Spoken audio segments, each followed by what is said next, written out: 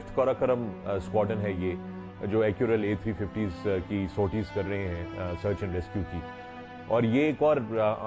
Story है heroes की, हमारे पाकिस्तान आर्मी एविएशन के अनसंग हीरोज की। उन पायलटों का नाम आप कभी नहीं सुनेंगे, बड़ा मुश्किल होगा कि हमें ये कहानी पता चलेगी कि वो जो इस सर्च एंड रेस्क्यू ऑपरेशन में जो वो कर रहे हैं, वो खुद एक, चूंकि मैं एविएटर हूं तो मैं आपको कॉन्फिडेंस के साथ बता सकता हूं कि वो जो कर रहे हैं वो एक और ज्यादा, एक बहुत बड़ा, एक और मुश्किल काम जो है वो कर रहे हैं। उसको मैं आपको एक्सप्लेन कर देता हूं। A350 की जो सर्विस सीलिंग जो के मैन्युफैक्चरर की तरफ से आती है वो 4800 मीटर तकरीबन लगभग बताई जाती है। इन्होंने पहले दिन का जब ऑपरेशन किया है तो ये इस जहाज को 7000 मीटर तक पुश करके लेके गए हैं, which is testing the limits of the machine. और कल 7800 मीटर तक पुश किया है। ये बहुत ही स्किलफुल पायलट जो है, जो बहुत ज्यादा अपने जहाज की परफॉर्मेंस के एनवेलोप को के लिए रिस्क ले रहा है। और एक और चीज भी बताऊं कि पहले दिन जब ऑपरेशन खत्म हो रहा था, खत्म क्या हुआ ये भी मैं ज्यादा मुझे चूंकि मैं बता नहीं सकता,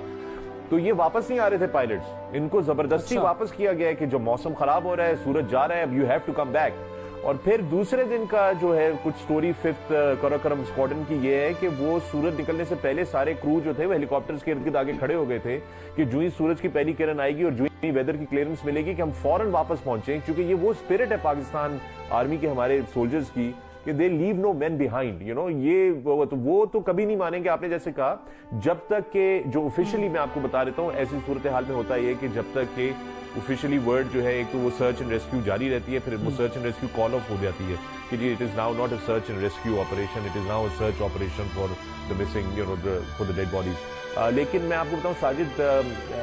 जो उनके साहबजादे हैं, क्योंकि वो खुद उनके साथ बेस कैंप 4th कैंप तक गए थे, बहुत ऊंचे मकाम तक गए थे, और फिर आखिरी लेग पे वो वापस हो गए चूंकि उनकी तबीयत बहुत ज्यादा खराब होना शुरू हो गई। जी। जो उनसे बात समझ में मुझे आ रही है, क्योंकि मैं कोपहमा हूं नहीं, तो आपको एक कोपहमा की बात को जो है वो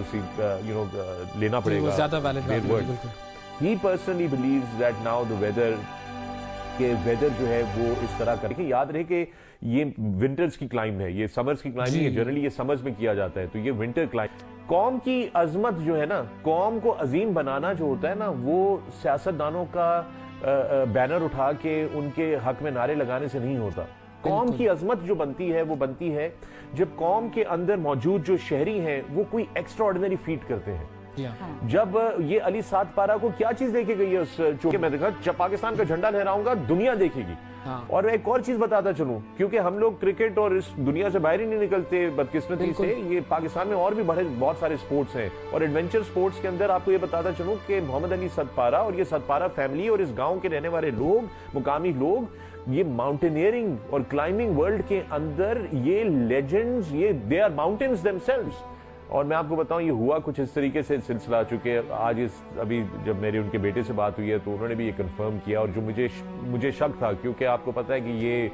जो होता है ना, अपने मुल्क का झंडा लहराना, अपने मुल्क का झंडा जो है उसका उजागर करना अपने मुल्क के नाम को, ये एक बड़ी खतरनाक मोटिवेशनल फैक्टर होता है। जो मुझे शक था कि चूंकि नेपाली टीम ने ये काम इस साल कर लिया था कुछ हफ्ते पहले, तो वो मेरा ख्याल है कि अली सतपारा को यह था कि ये तो हमारी अपनी चोटी है, ये तो हमें भी सर करनी है सर्दियों में बगैर ऑक्सीजन के, वही रिकॉर्ड हमने भी कायम करना है। तो वो जो ड्राइविंग फोर्स थी वो just kept drawing him in, और वो उनको लेती चली गई। मैं आपको ये बताऊं कि जो मेरी उनके साहबजादे से बात हुई, आप लोगों ने कल सुना, पहली बात तो है कि क्या बेटा उसने, क्या लेगेसी छोड़ के गया है बाप अपने बेटे के लिए, और क्या बेटा छोड़ के गया है हम सब के लिए, कि जिस दिल पे पत्थर रख के उन्होंने कहा कि अब हमें लाशों की तलाश करनी चाहिए। जी बिल्कुल। हम तो अभी भी दुआ गो हैं सारे के सारे, बट अनफॉर्चुनेटली जो हार्श रियलिटीज है, -60 डिग्री सेल्सियस के अंदर 3 लगातार रातों का एक्सपोजर, ये जरा एक बहुत ह्यूमनली नामुमकिन सी बात जो है ना वो लगती है। मुआवजा हो जाता है, इसमें कोई शक की बात नहीं, लेकिन यह है कि अब आई थिंक मेंटली साजिद जो है वो तो प्रिपेयर हो गया है, कौम को भी अब प्रिपेयर हो जाना चाहिए।